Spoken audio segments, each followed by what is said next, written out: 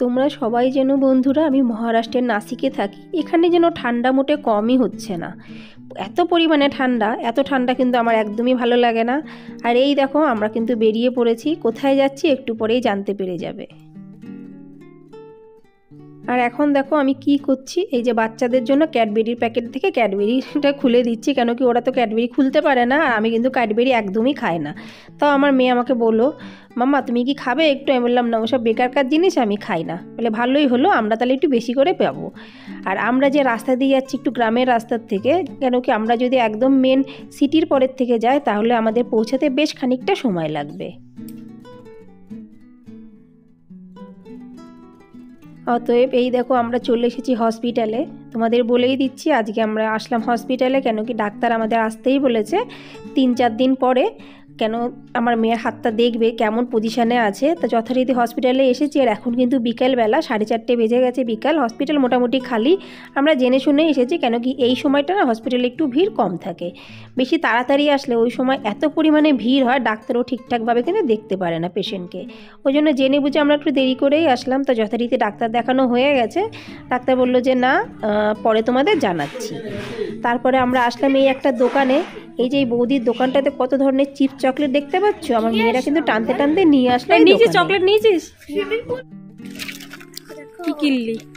আবার সেই ললিপপ, কি বলে ওটা? পপিস। হ্যাঁ পপিস আর চকলেট না আমাকে দিবি, এটা আমি তোকে। নমস্কার আমার প্রিয় ইউটিউব পরিবার, তোমরা সবাই কেমন আছো? আশা করছি তোমরা সবাই অনেক ভালো আছো। আমি সুপ্রিয়া, আমি তোমাদের সবাইকে আমন্ত্রণ জানাই নাসিকের ঘরকন্যা আরেকটি নতুন ব্লগে। যে প্রান্ত থেকে আমার ভিডিওটি, আমার ব্লগটি দেখছো, আশা করছি তোমরাও সবাই অনেক ভালো আছো। বন্ধুরা আজকে হসপিটালে এসেছিলাম, কেন কি 3 দিন পর ডাক্তার আসতে বলেছিল। আমার মনে হচ্ছিল যে মনে হয় একবার চেক করে এক্সরে করে প্লাস্টারটা কেটে দেবে, কিন্তু দুঃখের বিষয় আবার 2-3 দিন পরে আবার আসতে বলেছে। তো তখনই বোঝা যাবে যে প্লাস্টারটা কাটা হবে কি হবে না। সেদিন কিছু টেস্ট করবে, এক্সরে করবে। আবার 2-3 দিনের জন্য অপেক্ষা করি। এই দেখো, কিন্তু চিপস চকলেট খাওয়াটা কিন্তু একদম কন্টিনিউ আছে, এটা কিন্তু কোনো দিকে কমতি হয়নি। আমি যেখানে দাঁড়িয়ে আছি তার পাশের এই যে জায়গাটা দেখতে পাচ্ছ, এটা কিন্তু বর্ষাকালে পুরো জঙ্গলে ভরে যায়। যেহেতু এখন শীতকাল, কি সুন্দর লাগছে দেখতে। আর হসপিটালের আশপাশটাও কিন্তু বেশ ভালো লাগছে। এটা কিন্তু পুরো জঙ্গলের মধ্যেই বলতে গেলে, চারপাশে কিন্তু জঙ্গল ভরা থাকে বর্ষাকালে, কিন্তু যেহেতু শীতকাল বলে পুরো কিন্তু পরিষ্কার লাগছে আর দেখতেও সুন্দর লাগছে। আর ঠিক হসপিটালের পাশে আছে মন্দির, একটু মন্দিরেও আমরা ঘুরতে চলে আসলাম ভগবানকে দর্শন করার জন্য। এটা কিন্তু শিব মন্দির। তো চলো মন্দিরের গেটটা খুলে মন্দিরের ভেতরে যাই, দেখবে কি সুন্দর শিব ভগবান এখানে আছে। নাসিকে এসে একটা জিনিস আমি কিন্তু খুব দেখেছি আর আমি বুঝতেও পেরেছি, এখানে যেখানে সেখানে বিভিন্ন জায়গায় বিভিন্ন বাড়িতে কিন্তু মন্দির থাকবেই থাকবে। ছোট হোক বড় হোক, বাড়িঘরের মধ্যেও কিন্তু মানুষ এখানে মন্দির বানিয়ে রাখে। এটা ভালোই লাগে। আর অ্যাকচুয়ালি নাসিক তো একটা তীর্থস্থান, তো তীর্থস্থানে মন্দির বেশি থাকবে না সেটা তো হতেই পারে না। তোমরা কিন্তু বন্ধুরা অবশ্যই যদি কোনো সময় যদি ঘোরার ইচ্ছা হয় তীর্থস্থান নাসিকে একবার এসো, অনেক ভগবানের দর্শন কিন্তু তোমরা করতে পারবে। আর কি কি ভগবান আছে অন্য আরেকটা ব্লগে তোমাদের সঙ্গে আমি পুরো শেয়ার করবো, যে নাসিকে কি কি ভগবানের স্থান আছে। আমি ভিডিও নেবো কোনো তখন করিস।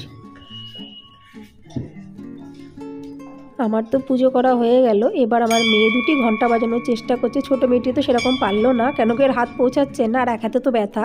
কিন্তু আমার বড় মেয়েটি কিন্তু ঠিক সুন্দর করে কিন্তু ঘন্টা বাজাচ্ছে। আমিও কিন্তু একবার ঘন্টা বাজালাম।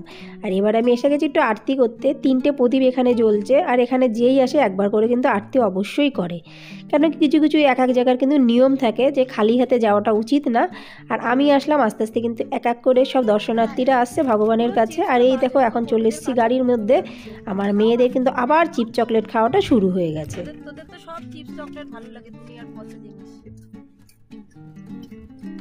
ঘুরতে ঘুরতে আসলাম একটা জুতোর দোকানে, কেন কি আমার ছোটো মেয়েটির স্কুলের যে খেলার জুতো হয় না সাদা রঙের কেস, সেটা ছোট হয়ে গেছে। তাই বলছে মাম্মা জুতোটা পরতে কষ্ট হচ্ছে। আমি ঠিক আছে চলো, যখন বেরালাম তাহলে তোমার পায়ের মাপের একটা সাদা জুতো কিনে নিই। তাই এসে গেলাম যথারীতি জুতোর দোকানে। এখানে কিন্তু রং বেরঙের জুতো আছে, স্কুলের জুতো বিভিন্ন ধরনের আছে, বিভিন্ন শৌখিন জুতো আছে। আর মাথার না অনেক ধরনের হেডফোন হয়। হেডফোনগুলো কলকাতা আমাদের দিকে অতটা দেখা যায় না, কিন্তু এখানে নাসিকে মোটামুটি সমস্ত বাচ্চারা কিন্তু ইউজ করে।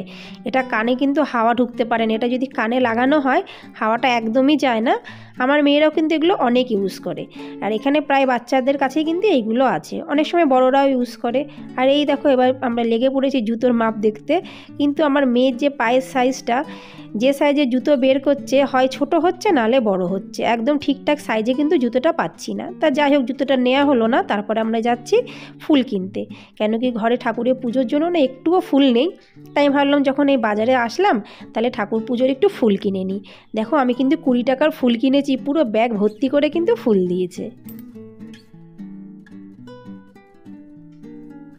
জুতোটা তো কেনা হলো না, ফুল নিয়ে আমরা উঠে পড়লাম গাড়িতে ওঠার পরে দেখছি যে সবারই মোটামুটি একটু খিদে পেয়েছে, কিন্তু এখন তো সন্ধ্যাও না রাত্রিরও না, পেট ভরে খাওয়ার মতন তো সময় না।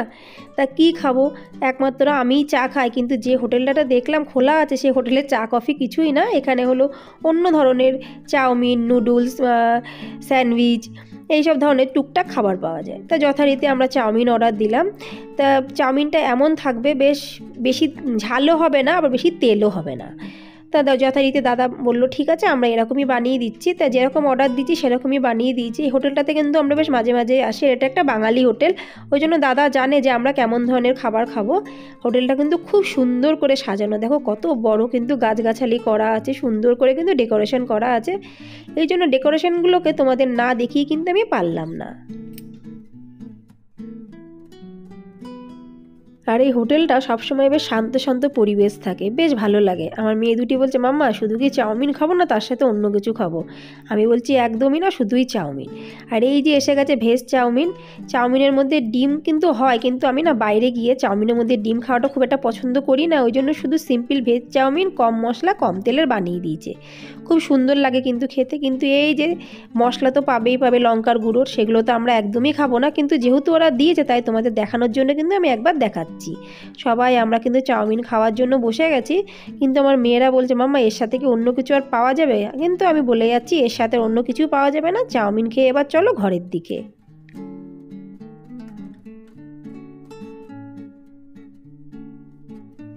চাউমিন খাওয়া হয়ে গেছে, তারপরে আমরা যথারীতি চলে এসেছি আমাদের ঘরের উদ্দেশ্যে। কি সুন্দর লাগছে দেখছো আকাশটা বন্ধুরা।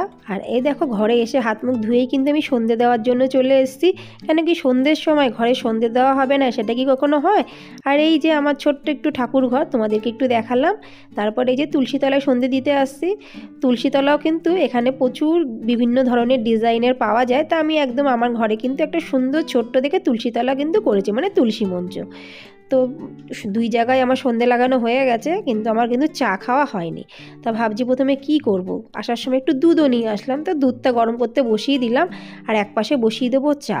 কেন কি অনেকটা সময় চলে গেছে, চাটা আমার খাওয়া হয়নি। যেহেতু আমার চায়ের প্রতি একটু নেশা আছে, তাই জন্য আমার কর্তামশাই মাঝে মাঝে বলে তুমি বেকার কেন ওই কালো চা খাও বিনা চিনিওয়ালা, ওর মধ্যে একটু চিনি দিয়ে খাও না, কি এনো তুমি এরকম খাও, আমি বুঝি না। তা তাকে বলে আমার লাভ নেই, সে চা খায়ও না, তো ওই জন্য তার সাথে আমি কোনো শেয়ারই করলাম না এসব ব্যাপারে।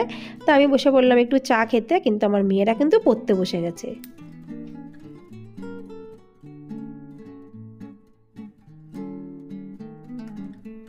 মেয়েরা পড়ছে, ওখানটাতে আমিও গেলাম।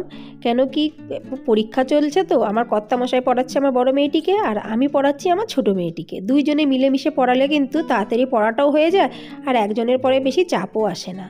কিন্তু আমার মেয়েটার একটু লিখতে অসুবিধা হচ্ছে, কেন কি ও তো বাঁ হাত দিয়ে লিখছে, ওর তো ব্যথা ডান হাতে, ও তো লিখতে পারছে না। তবুও বলছে মাম্মা যেটুকুনি পারবো টিচার বুঝে যাবে যে আমার হাতের লেখা খারাপ হচ্ছে, কোনো ব্যাপার না, ওইটুকুনি টিচার তো কনসিডার করেই নেবে।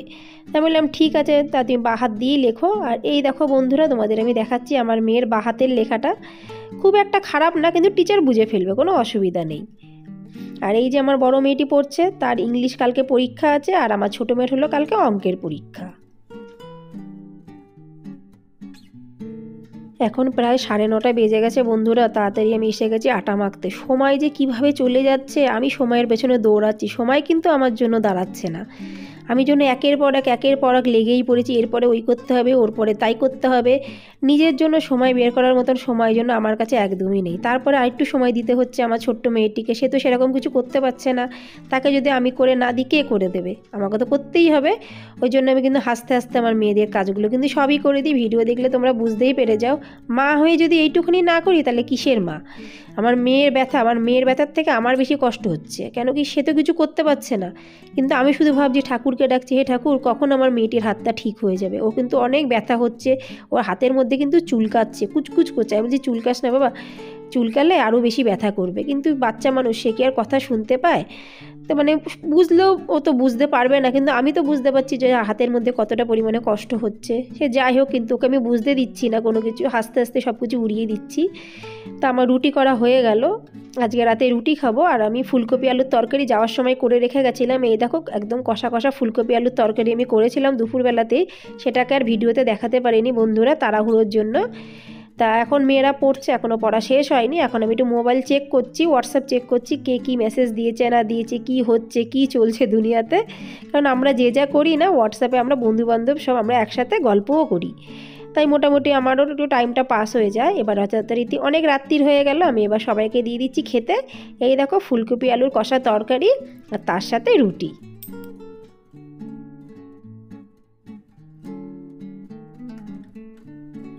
আমি আর আমার ছোট্ট মেয়েটি একসাথে খেয়ে নিচ্ছি একই থালাতে, আর আমার কর্তামশাই আর বড় মেয়ে একসাথে খেয়ে নেবে। এতে কী হয় বন্ধুরা, ভালোবাসাটা কিন্তু অনেকটা বাড়ে। বাচ্চারা বোঝে যে মা বাবা কি করে, এটা কিন্তু বাচ্চাদের বোঝানোর খুব দরকার। তারা যদি ছোটোবেলার থেকে বোঝে, তারা কিন্তু ঠিক সেইভাবে তাদের মানসিকতাটাও আস্তে আস্তে তৈরি হয়ে যায়। শুধু যে আমার মেয়ের হাতে ব্যথা তার জন্য নয়, আমরা কিন্তু ভিডিওতে তোমরা দেখতে পাবে মাঝে মধ্যেই কিন্তু আমি আমার মেয়েদের খাইয়ে দিই, আমার কর্তামশাও কিন্তু আমার মেয়েদের খাইয়ে দেয়, এমন না যে আমি খাওয়াই। ওরা তো বড় হলে একা খাবে, কিন্তু এই ছোট্টবেলাকার কথাগুলো না ওদের মনের ভেতরে সারা জীবন থাকবে। তা যাই হোক, আমাদের খাওয়া দাওয়ার পর্ব শেষ হয়ে গেল, তারপরে আমি যথারীতি তাড়াহুড়ো করে কিন্তু সব মুছে নিচ্ছি। কেন কি খাওয়া দাওয়ার পরে যদি একটু জায়গা না মুছি না, একটুও কিন্তু ভালো লাগে না। আর এই যে গ্যাসের স্ল্যাব, গ্যাসের ওভেন দেখতেই পাচ্ছ পুরো চকচক করছে, কিন্তু এইগুলো যথারীতি যদি আমি যতক্ষণ না মুছবো আমার কিন্তু ঘুমই হবে না।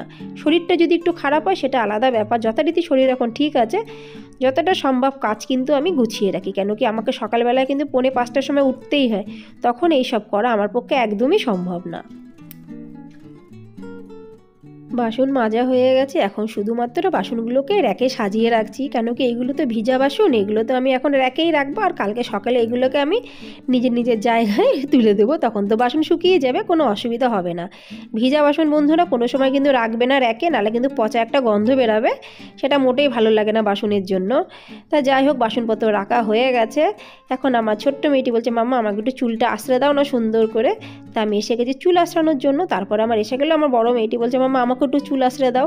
তারপরে আমরা 3জন মিলে একটু আনন্দ ফুর্তি করছি যে সারাদিন আমরা কি কাজ করেছি, স্কুলে কি হয়েছে, আমরা কিন্তু এখন পুরো দমে গল্প করব। আমার সমস্ত কাজবাজ হয়ে গেছে বন্ধুরা। আশা রাখছি আজকের ব্লগটি অবশ্যই তোমাদের ভালো লাগবে। ভালো লাগলে কিন্তু লাইক, সাবস্ক্রাইব, শেয়ার, কমেন্টস করতে কিন্তু একদমই ভুলো না। আবার তোমাদের সাথে দেখা হবে পরবর্তী ব্লগে। ততক্ষণের জন্য নমস্কার বন্ধুরা, নমস্কার। আর এই দেখো আমি কিন্তু এখন এসে গেছি একটু বাইরের দিকে, রাতের অন্ধকারটা দেখতে, বাইরের তাকাতে আমার কিন্তু বিশাল ভালো লাগে।